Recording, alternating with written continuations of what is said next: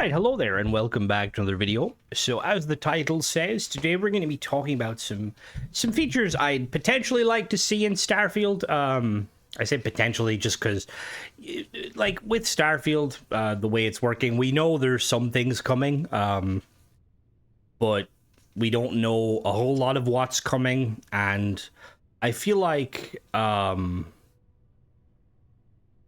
played enough of the game and kind of, talked to enough of the community that, like, I feel like I have a good grasp of, like, things that could be improved or added to the game. So I decided, what better way than to kind of just, do a little, not a rant, but to talk about some things that'd be really cool to the game. Also be interesting to kind of hear in the comments what you guys think and what you would like to see. So obviously this is coming out partially because, and again, don't get your hopes up. I don't know when this video will go live, but there was no paid mods this week. The paid mods come out on Tuesday, usually around like 5 p.m. GMT. There was no paid mods this week, which is a bit of a weird one because there's usually always someone coming out with something, even the more questionable mod authors. Now, people have been speculating, and prior to that, like, because we've got no real information about Starfield and what's to come, blah, blah, blah, like no set date, people have been speculating that we might get something at the 3-year anniversary of Starfield. Or, no, the 2-year anniversary of Starfield. Why do I always assume Starfield's older than it is? So Starfield, for anyone wondering, it came out on the 6th of September, 2023. So that is the 2-year anniversary of Starfield should fall on this Saturday. So there's potential. Again, I'm not trying to get anyone's hopes up. Like I said, this video will probably go out the Friday.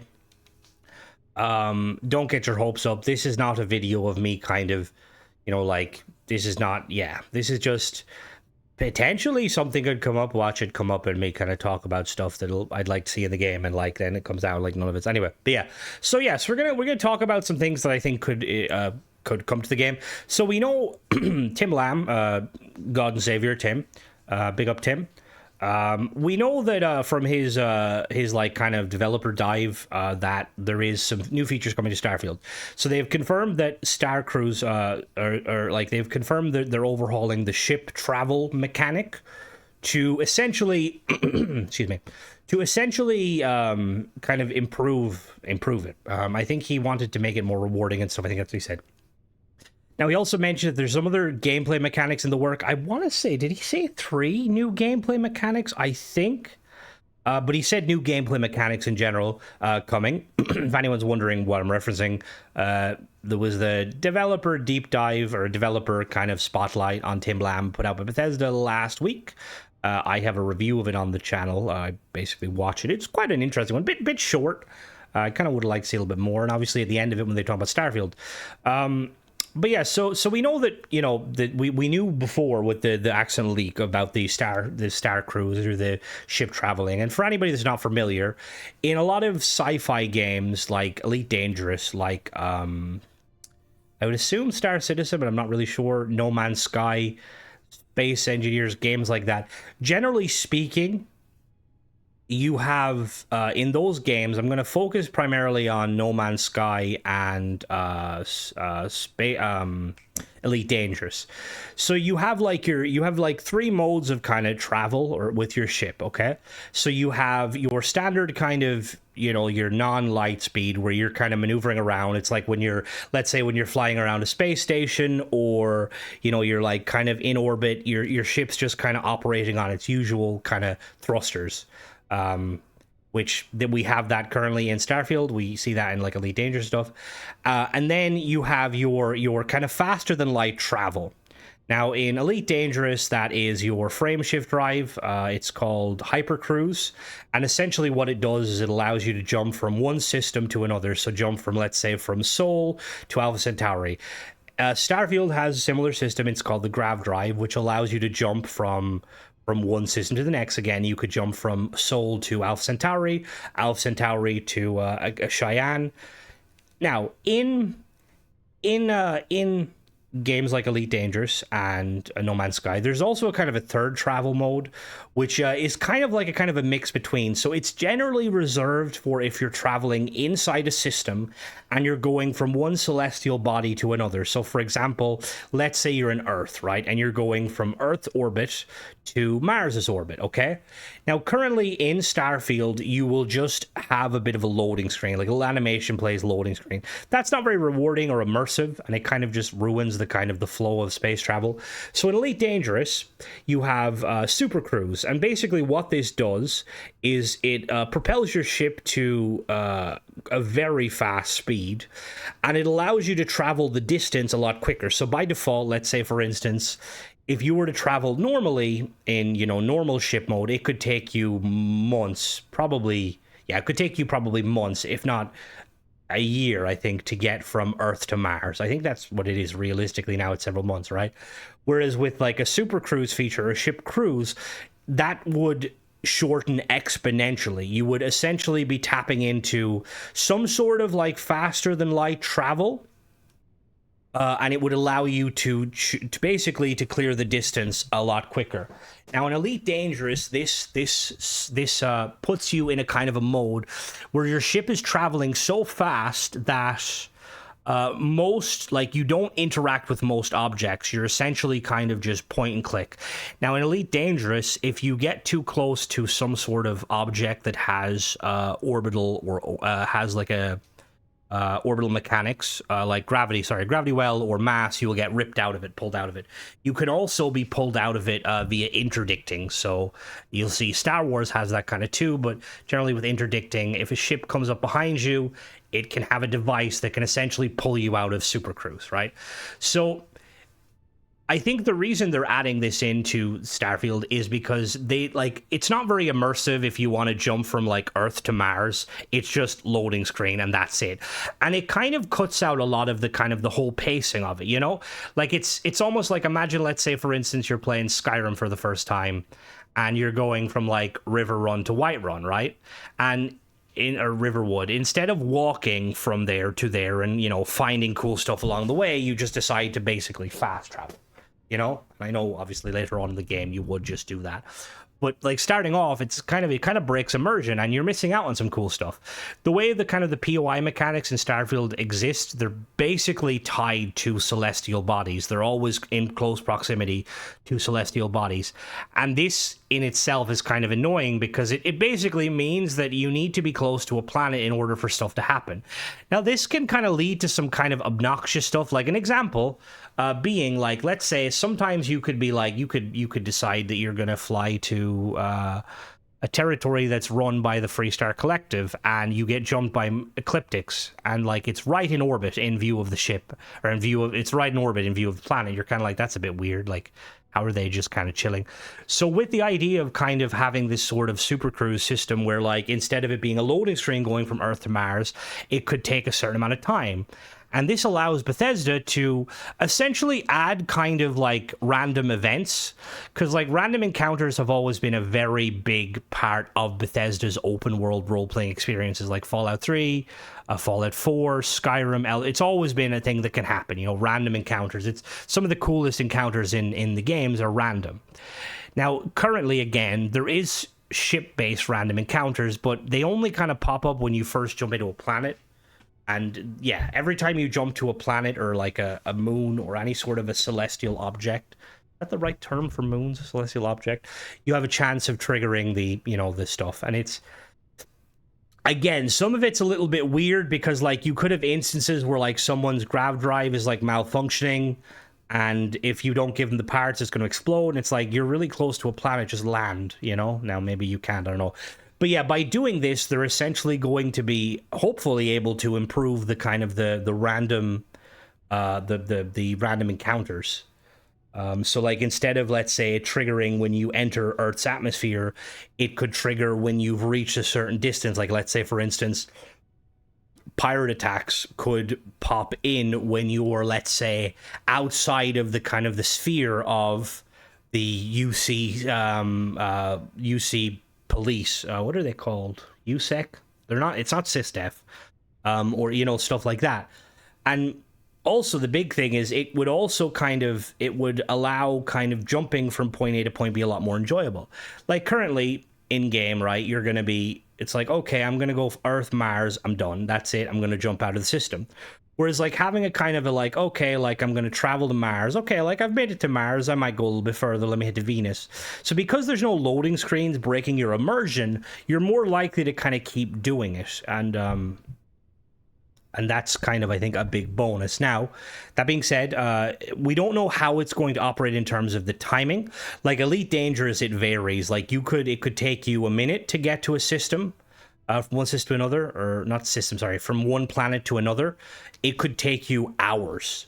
Like there's some instances of like Hutton Orbital, which is a system, it's like a space station, and it's so far away from the star that it takes you, I think, an hour or two. It could take more, right? And then if you look at the other end of the spectrum, we've got No Man's Sky, which has the kind of the super cruise mode, where you press your LBRB, and that essentially kind of allows you, usually it's a max of a minute. Again, I feel like Bethesda's probably going to go somewhere in the middle. They're going to want to keep it somewhat realistic, but without it being kind of tedious, because it's a single-player game.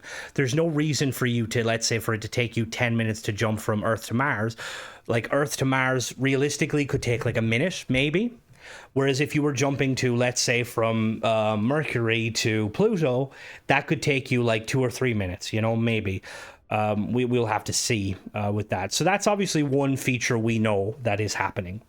Now, another thing, and this is kind of in reference to, this kind of adds to it. So one of the things Tim said when he was talking about Starfield was that Starfield is basically like 4 games combined into one. And I think that by him saying that, thanks to Doc mentioning in the comments, thank you, Doc, for pointing that out, that kind of ties into the idea that, like, there's 4 elements to the game that are, you know, unique in itself, or 4 different kind of. So I think it is clearly shipbuilding is one of them things. I think Outpost building was intended to be the other. We'll assume the base game is the third, and then the new game plus the Unity, right? Well, let's just assume that's the 4 games. So you have your standard Bethesda, you know, kind of role-play experience. You've got a new game plus system. You've got a shipbuilding system and outpost system, right? So they said they're going to be adding new gameplay mechanics. Now, my hope is that the new gameplay mechanics are going to overhaul the shipbuilder system and the outpost system. And this is how I would like to see it done. Again, this is all just opinion. You guys may disagree with me. That's perfectly fine. But I feel like I've spent enough time kind of messing around with like mods and stuff that I kind of see like, you know, like this would be a good addition. This would be beneficial to the player. So when it comes to the shipbuilding system, currently the shipbuilder is, in my opinion, one of the coolest parts of Starfield.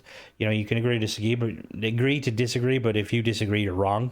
Shipbuilding is amazing. That's just being sarcastic. Well, I'm not being sarcastic. Shipbuilding is amazing. Where's the ship parts?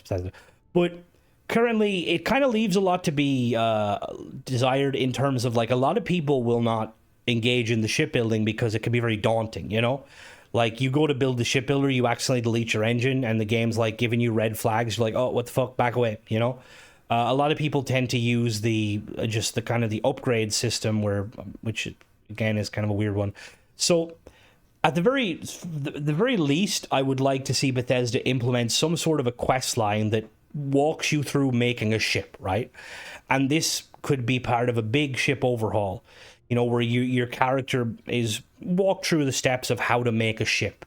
You know, like each part, it explains you, like, your ship needs this, your ship needs that, and it walks you through like a tutorial.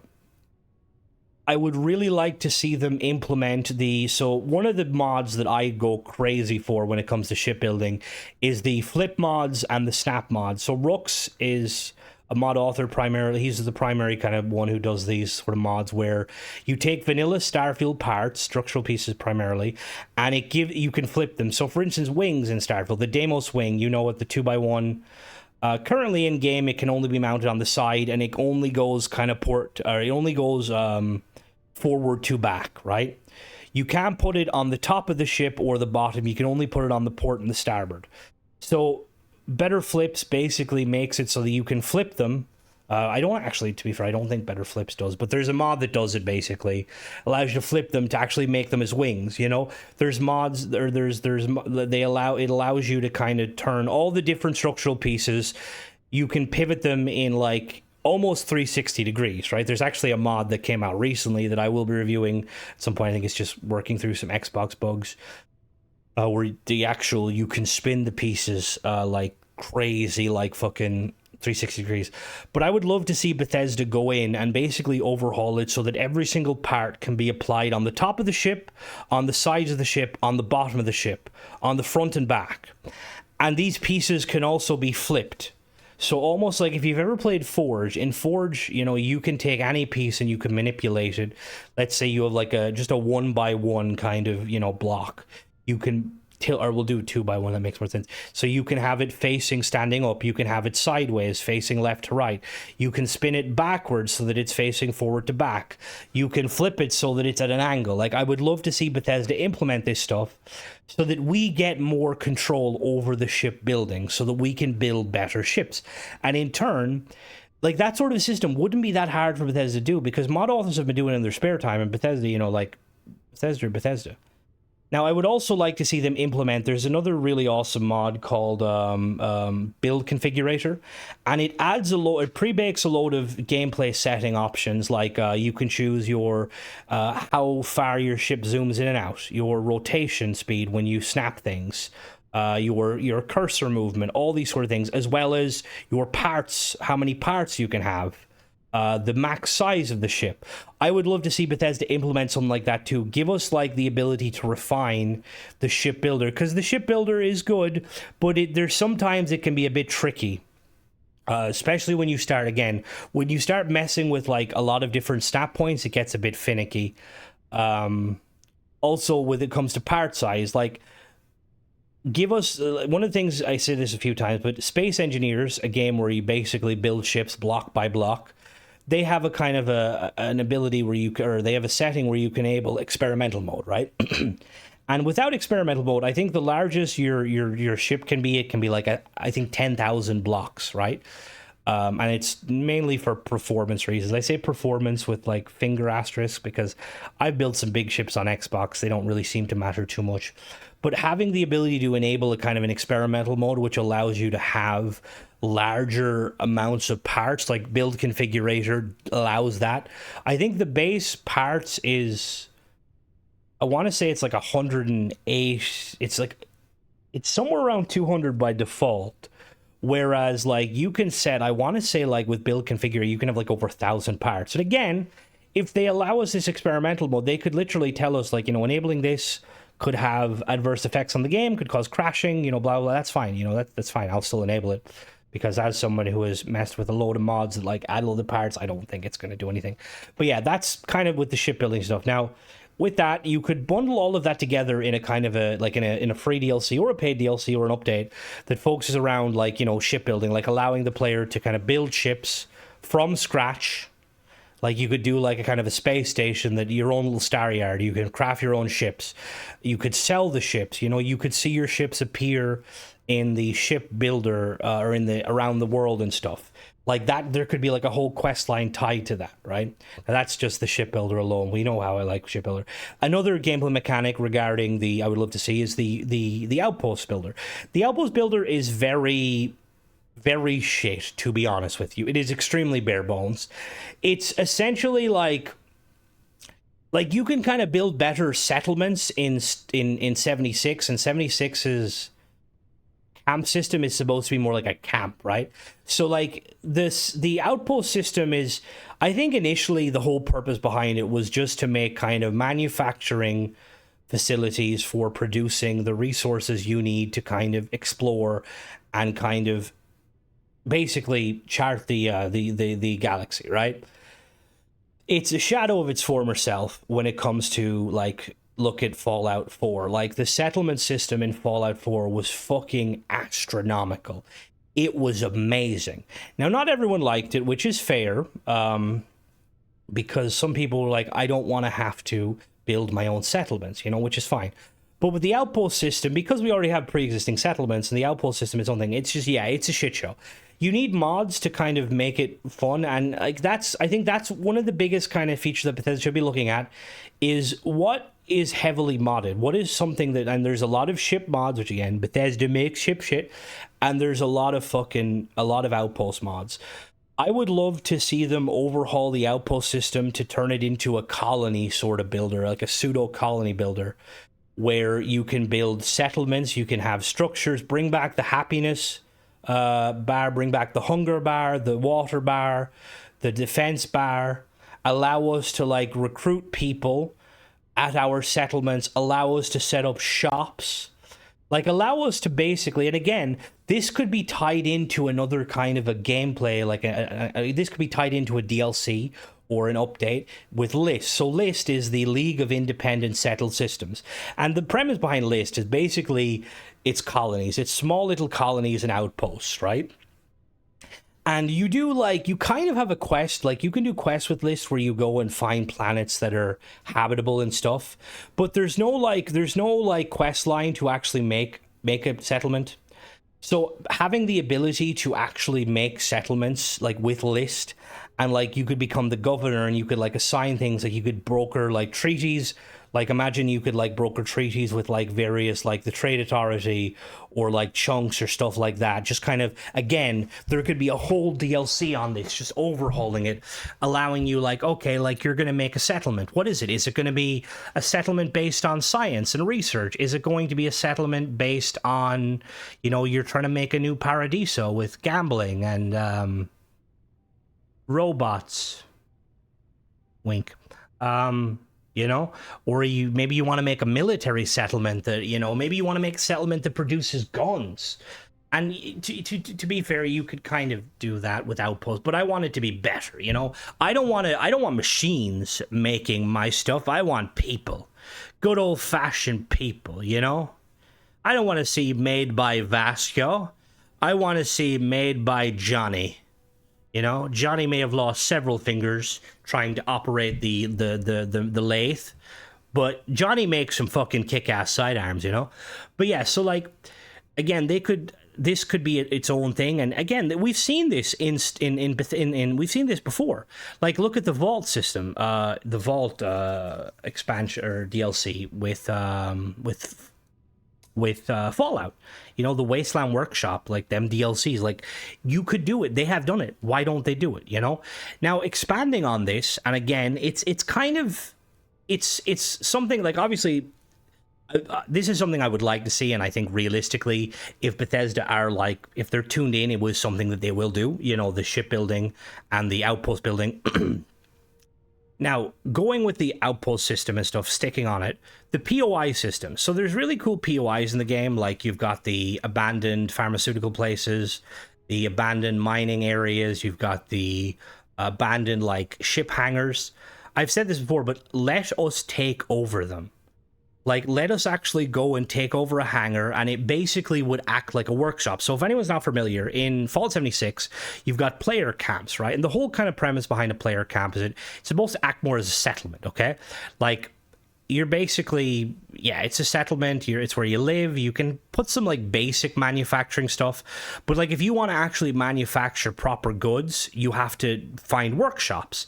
There's, like, ammo workshops, there's junkyards where you can make, like, loads of resources, and I think if they operate similar to, that's how the POI systems work. Like, let's say, for instance, you take over a pharmaceutical POI, you can, again, you have the ability to kind of turn into a settlement. And you could, if you wanted to, you could, like, let's say you could go and hire, like, doctors and restart the process. You could start producing stuff. And yes, you can produce chems anyway, but this would be a more lore-friendly way. You could, like, imagine, like, you could tweak the kind of the stuff. So you could be, like, producing better chems or, you know, better medicine. When it comes to, like, capturing, like a shipbuilder, you could basically make your own ships. Capturing, like, a weapons manufacturing, you could make, like, custom weapons, like legendary weapons, you know, weapons with new traits, stuff like that. Because I think currently, again, this is kind of its own issue, but the POI system is cool. Like, it's cool kind of coming across them, but once you've cleared them out, there's nothing to do with them. So having the ability to repurpose them for other benefits would be very, very, very cool, and wouldn't be that hard. I'm pretty sure there's a few mods that have kind of done it. There's, like, glitches, but again, we want to see Bethesda implement a way to do it. So that's the kind of the other kind of one. Again, we're going off of the fact that, you know, these are the current games in one. The last one I want to talk about that we do know of that potentially is going to be an update is the Unity system and the New Game Plus. So the New Game Plus, it's a cool idea for Starfield. And to be honest though, and this is just me, I'm someone who, when I play Bethesda games, I rarely ever make it to the end game. Like, I think, obviously when there's achievements to get to level 100, I'll probably do that. But I tend to restart my characters a lot. And, like, I'll restart them constantly. Like, I think on Skyrim, the average level of my character's probably around 30, you know? So, adding a New Game Plus system into Starfield to begin with is a weird one. Because, I don't know, like, I know a lot of people that, like, and there will be people that'll only have one character and stuff, but New Game Pluses usually exist in kind of cooperative games, like Borderlands is a big one for New Game Pluses.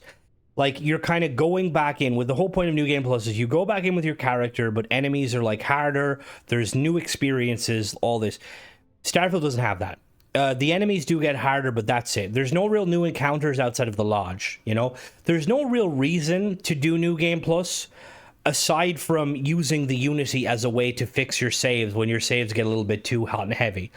Now, I think this is, again, I think this is an instance of Bethesda kind of having good intentions, but not really grounding themselves on what exactly they want to gain from New Game Plus. Like I've said it before, and to be honest, a lot of this video, if you watch my streams, plug in the streams, I stream Tuesday and Wednesday, 6 p.m. GMT, which is usually, it's not usually Starfield, it's usually other games, currently it's Helldivers. And then Friday and Saturday at 7:30 on Friday and 10 p.m. on Saturday, I do Starfield. But I usually will kind of, you know, rant about stuff and we'll go back and forth. But the whole like premise behind like the Unity, like there being nothing there outside of the lodge, like one of the things I thought would be really cool is like imagine if like there was every time you did a New Game Plus there was new characters that you could unlock, new weapons. Like imagine every time they would sprinkle in new Starborn NPCs somewhere that were tied to like quests and stuff, so that it felt like, okay, like New Game Plus 1, like there's like, let's say for instance, right, let's, because I know you can New Game Plus it a load of times. I think realistically there's like potentially 10 universe. Let's say the maximum the maximum amount of like times the game wants you to play it is, let's say it's 6, right? So there's 6 different like say like characters, or like at the very least like Starborn characters, and to experience all of them you have to play 6 times. So the first time you do it, let's say there could be like a Starborn like a hunter, not an actual hunt, not the hunter, but like his whole thing is basically he is made it his job to go around like hunting all the various creatures, and you can like come across him and you can learn from him, and he'll like teach you how to make like new guns and like new Starborn themed armor around hunting, like, you know, like kind of bone armor and leather, you know, like armor and stuff. And like you could potentially get him as a follower. Let's say there's like one New Game Plus where you're being hunted by a version of yourself that is basically trying to kill you. Think Terminator. And the entire time you're going through the quest, your character, the hunter version of your character, will appear at random times. I know the hunter appears, but like I mean random times. Like you could be just doing a fucking side quest for fucking Terrabrew, and your guy shows up and starts fucking fighting you, and every time you go to kill him he disappears, right?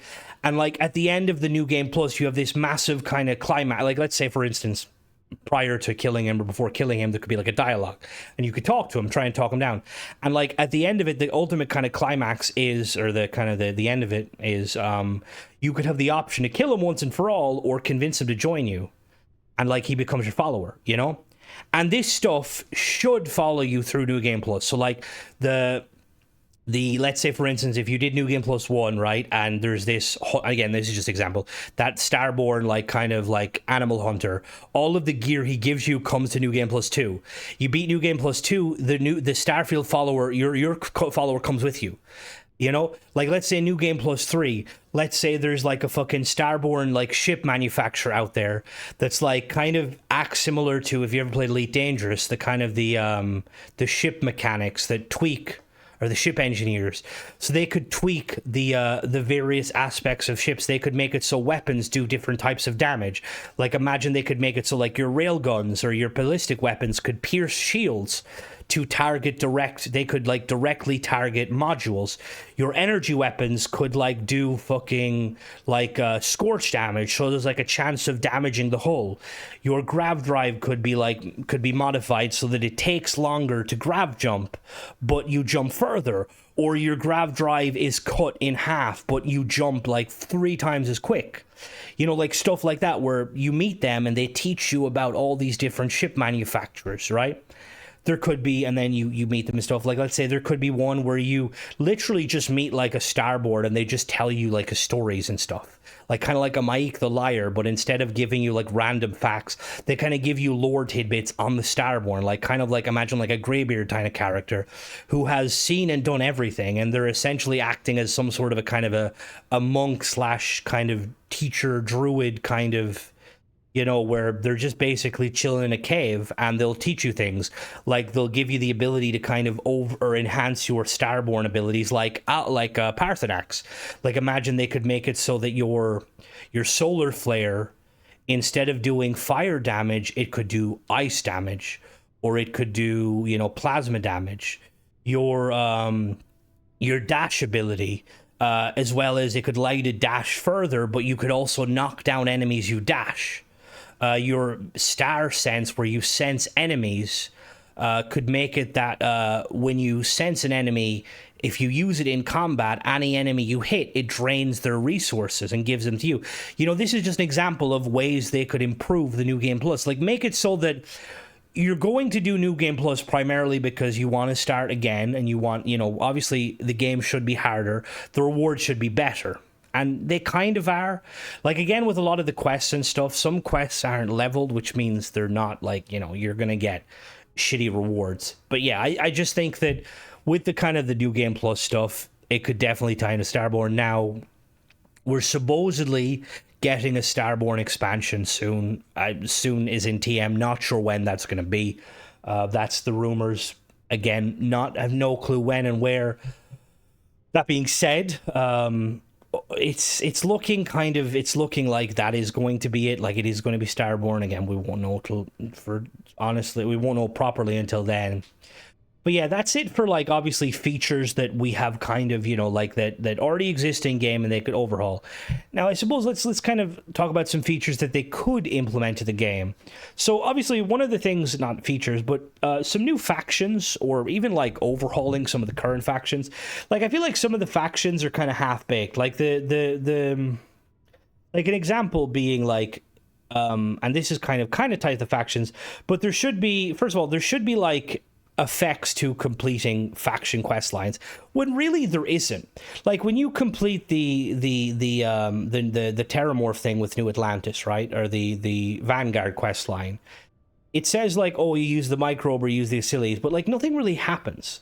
Like, I kind of wish that there was like a chance that, like, if you use the microbe, there's a chance things would mutate, and it would kind of lead to potentially like a new quest line where you're trying to race against time to prevent these creatures from mutating. And you have like the option to basically kind of going the old routes of the UC Xeno Warfare, turning the weapons, or, you know, trying to, you know, going the science route. Like, you could basically choose to side with what's his name? You know, the doctor that works alongside Hadrian, who's like, we could actually use these. Or Hadrian's like, no, we're not doing this. You know, like with the Crimson Fleet questline, if you choose to like side with the Crimson Fleet, like, you strike a massive blow to Sysdef, and it basically means that, like, there's a lot more contraband.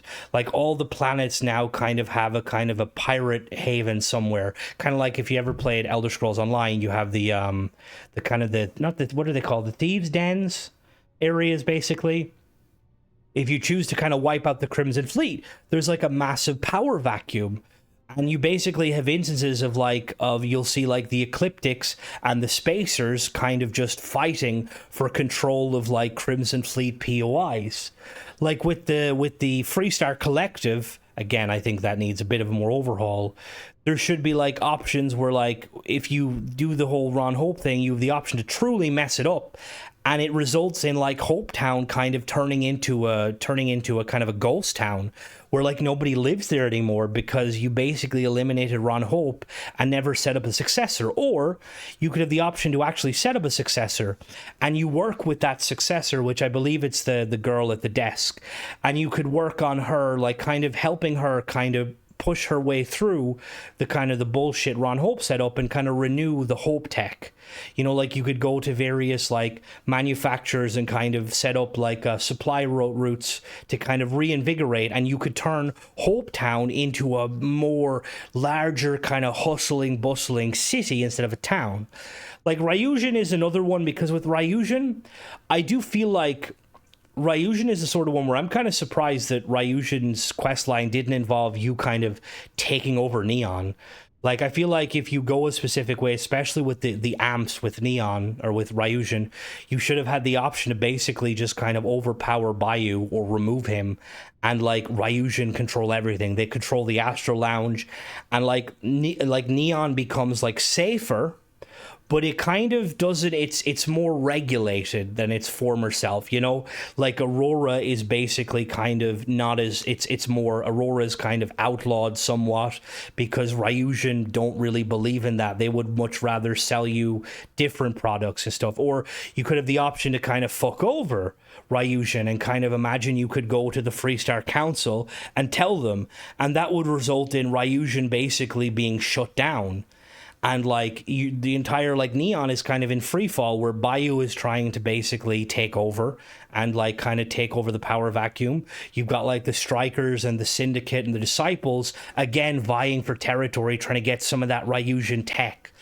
Like stuff like that, I think would be really cool to kind of add to the factions and just again give you a reason to kind of keep playing. Because like some of the factions, like the UC questline is awesome, right? But there's no, like, there's honestly, there'd be no negative to every time a big update comes out, Bethesda potentially adding to the quest lines, you know, to get, kind of improve upon or expand upon it, you know?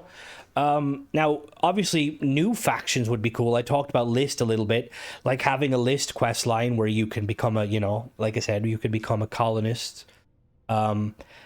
I would love to see a kind of a quest line about like the Ecliptics, where you could join the Ecliptics, and let's say imagine like you had the option to work with Aegis, and you could go undercover at Ecliptics, and I mean like properly undercover, like I'm talking like Call of Duty, you know, Remember No Russian, where like you're basically working for Aegis, and you were trying to to prove to the, let's say some like kind of was like quite a prominent like member of like Aegis, like really good high ranking field officer, was kind of assigned to a desk job, wants to kind of reinvigorate the career, doesn't like the Ecliptic, and is trying everything to get rid of them, but the UC are like, no, because we use them.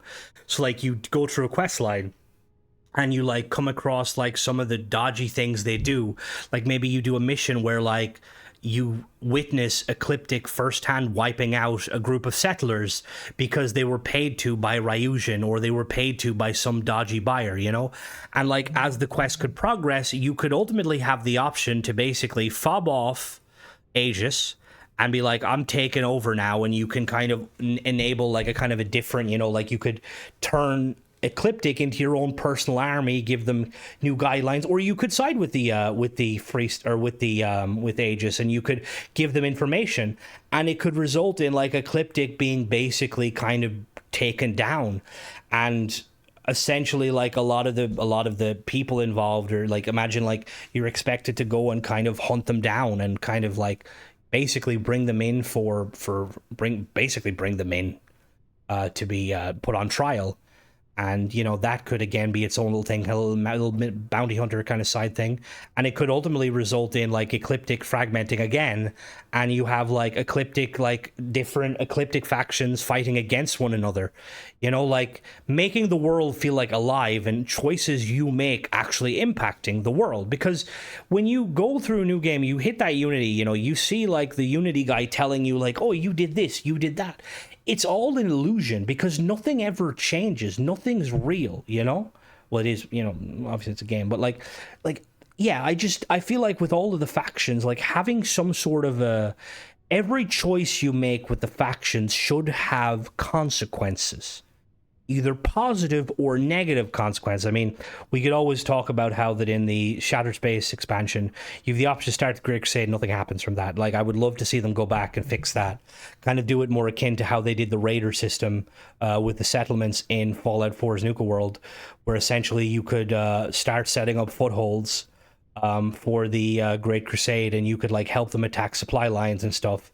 And like eventually you could like have like these like massive like full blown attack on like Aquila City or New Atlantis, and it could like basically like end with, you know, like the House Faroon taking over the settled system again. That in itself would probably be its own little probably mini expansion or expansion. It would be a lot of work, but again, yeah, like in a lot of this stuff, Bethesda, so I've said before that I would have no problem paying for content from you, and when I mean paying for content, I don't mean paid mods. Like, and I think a lot of people kind of agree with me. I think there was one comment in particular where someone mentioned that that Bethesda, it being a single player game, they don't want to kind of pay for content. They would rather, like, you know, kind of, I was reading the comment, and if you know who you are, if you know, you might know who you are. And I meant to comment, but I kind of didn't. I thought I'd do it for video and stuff. Like, so the current thing with Bethesda games have always been kind of you pay for DLC and you pay for expansions. Starfield had the paid expansion, but I think for the most part, they were probably hoping the paid mods will kind of, you know, keep the lights on, allow them to do this free content. And I have nothing against free content. I definitely think they should be doing free title updates alongside paid content. But I do think that if we want the game to succeed in its current state, and we don't want a system with Starfield where you're going, like, where paid mods are going to keep coming out constantly and they're going to be probably a lot of them questionable. If we don't want that, right, we're going to have to get our wallets out. And I'm going to be, again, I said, I have no problem with that. I wouldn't mind paying a $5, you know, once a month for like maybe some ship part mods, or, you know, a $10 every 2 months for like a DLC that, like, imagine like a Wasteland Workshop style DLC that adds new Outpost parts and stuff. See, one of the things that's, again, I mentioned Space Engineers do, which I quite like, is they do free updates, right?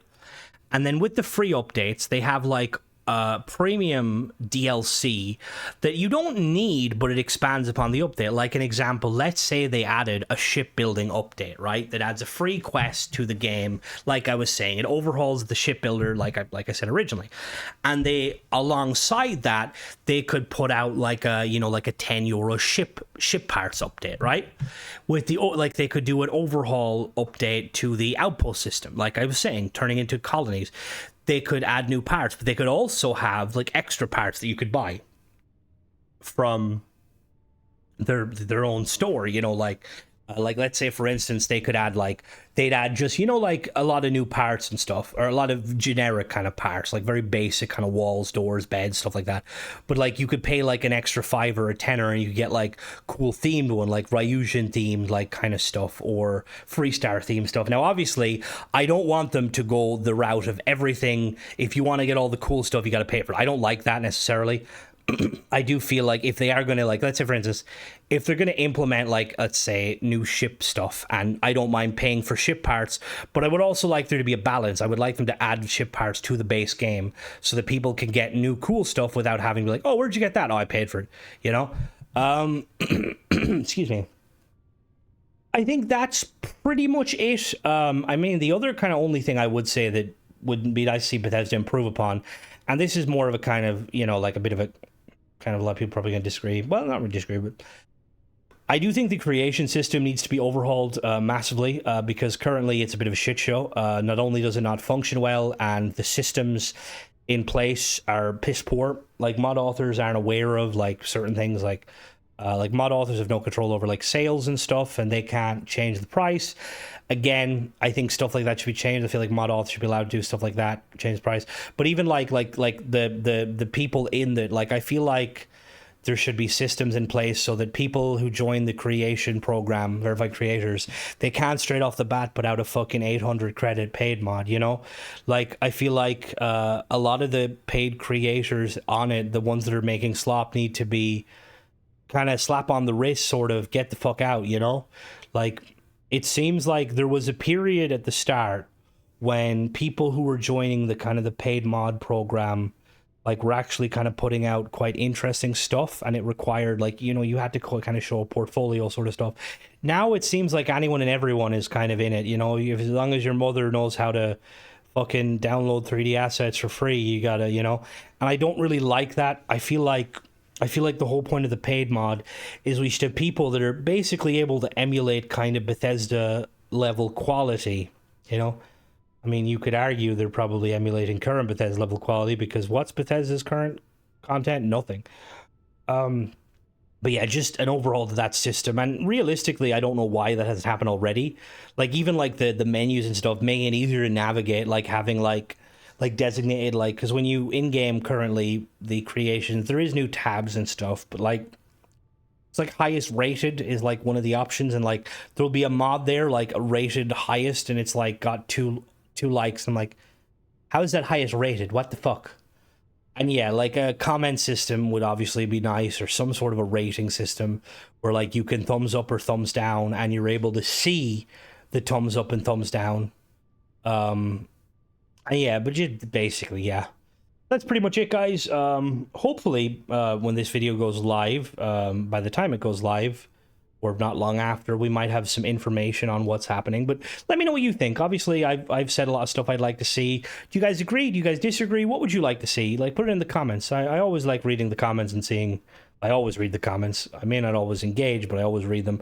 But I always like seeing kind of what people... Because obviously, I'm only I have one perspective of the game, you know, and my kind of big perspective is obviously the shipbuilding and stuff.